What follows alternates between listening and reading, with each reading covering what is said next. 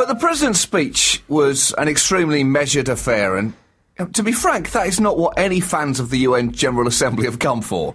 They've not come for calm reason reaching out across country lines, Andy. They've come for verbal fireworks being let off in a confined space. And a clear fan favourite when it comes to verbal flamethrowing is Mahmoud Ahmadinejad, a true pyromaniac of the pros.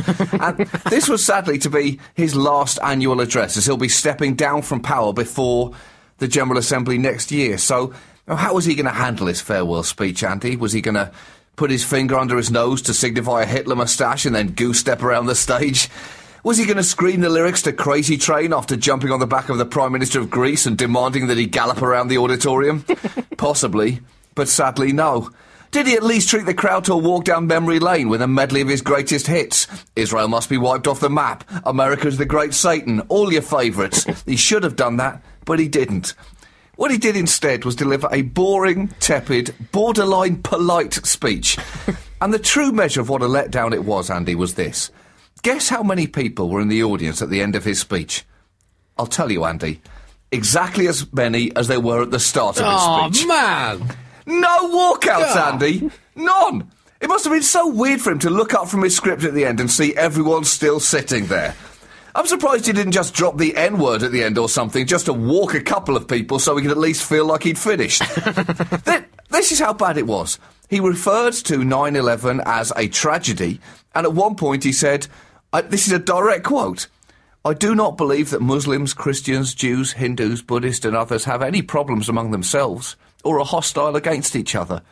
At this point, I started wondering whether the real Ahmadinejad was gagged and chained to a radiator in his hotel room, and this was actually some hippie imposter, especially because he then went on to rail about the immorality of American campaign finance, saying, despite what big political parties claim, the money that goes into election campaigns is usually nothing but an investment. And you do not ever want to find yourself listening to Ahmadinejad and saying, yeah, good point there, Mahmoud, with you 100% on that one.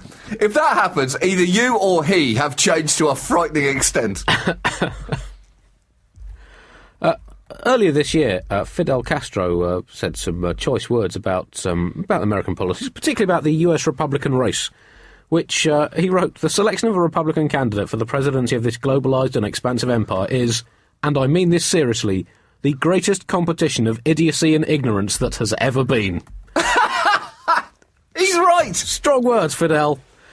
The bearded Bolshevik himself. He's never been the biggest fan of America, to put this in context, or in particular the Republicans. I don't know why, John. I think it's something to do with no president having had a beard for well over 100 years, or maybe just they don't like smoking enough cigars in America. It could even be a fundamental irreconcilable difference in political philosophies exacerbated by decades of mutual political goading. Or maybe he just finds the accent annoying. I'm not sure. But the greatest competition of idiocy and ignorance that has ever been, that is a big claim, John, because that is a f***ing hotly contested title. Molten hot, particularly with the unending eruption of volcanic stupidity that has Krakatoa'd out of the world's reality TV industry in the last decade. Plus, he's clearly never watched the now-defunct daytime British TV quiz show Turnabout. Although, I've got to say, Andy, I'm inclined to agree with him there. So that means in the space of one bugle, I found myself agreeing with both Ahmadinejad and Castro. I'm pretty sure I'm going to get deported for this. Incidentally, those same words, the greatest competition of idiocy and ignorance that has ever been, were used by the UK Education Secretary Michael Gove about the current GCSE exam system, before he dressed up in a wig and breeches, brandished a whip and shouted, "Right, let's get British education back to its roots. Poor kids up the chimneys, rich kids trousers down. Right, line up, quiet at the back. What are those girls doing here? Get them out of my sight. Right, Jenkinshop, come here, you are one more snigger away from being given a fatal dose of cholera. Do I make myself clear? Oh, balls, Hopkins Slade just popped his clogs. Little blighter deserved it, spelling strange-looking mucus wrong on his health form. There's no O in it. There's no O in mucus."